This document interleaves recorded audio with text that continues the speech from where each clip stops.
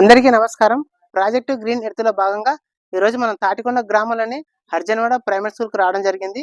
వచ్చే విద్యార్థులకి ప్రకృతి పట్ల కలిగే ఉపయోగాలు, అలాగే మనం ప్రకృతిని నిర్లక్ష్యం చేస్తే ఎలాంటి నష్టాలు ఎదుర్కోవాల్సి వస్తుంది అనేది వివరించడం జరిగింది.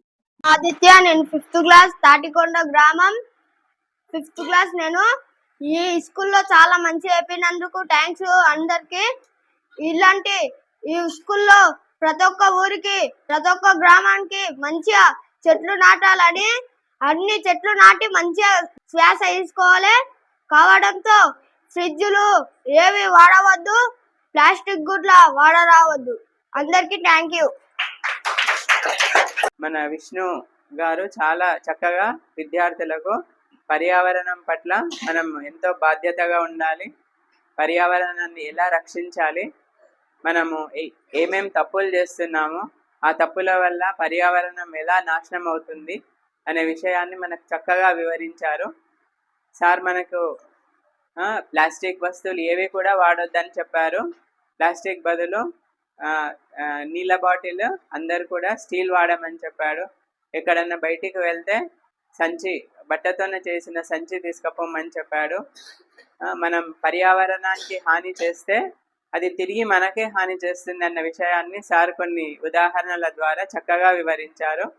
మనం ప్రకృతికి ఏమిస్తే తిరిగి ప్రకృతి మనకు అదే ఇస్తుంది. మనం ప్రకృతిని కాపాడితే ప్రకృతి మనల్ని కాపాడుతుంది. మనం ప్రకృతిని చెడగొడితే ప్రకృతి కూడా మనకు హాని చేస్తుంది అన్న విషయం చక్కగా ఎక్స్ప్లెయిన్ చేసిండ్రు. All the best sir. మీరు ఇంకా ఇది మా స్కూల్ 116వ స్కూల్ అంట. ఇది సార్ ఎక్స్ప్లెయిన్ చేయడం, పిల్లలకు అవేర్నెస్ కలిగించడము. సార్ ఇంకా 800 స్కూల్లో తిరిగి అవేర్నెస్ కలిగించాలంట.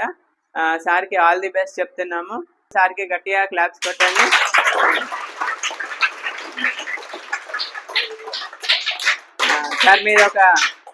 సార్ మీరు ఒక మంచి ప్రోగ్రామ్ తలపెట్టిందో తప్పకుండా మీరు సక్సెస్ అవుతారు దీంట్లో.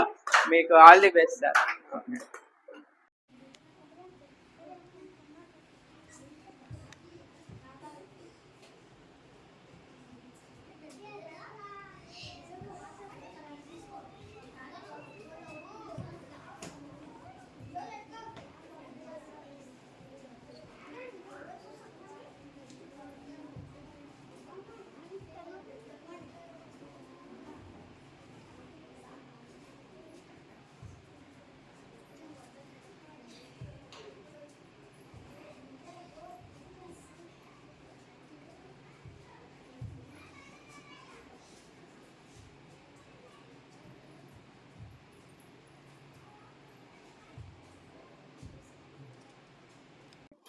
మీకు సార్ ఇచ్చారు కదా విత్తనబంతులు, మీరు ఇంటికి వెళ్ళి ఇలా చిన్న గుండు తీసి వీడి కప్పేయండి.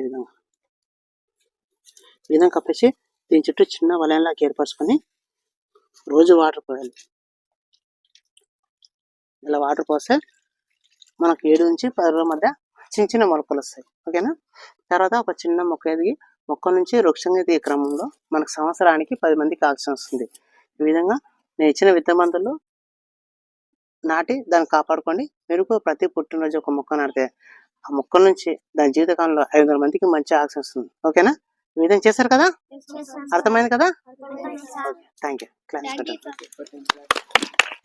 అవన్నీ మీ బ్యాగ్ లో పెట్టుకోండి, జోబ్ లో పెట్టుకోండి. వృక్షో రక్షతి రక్షిత.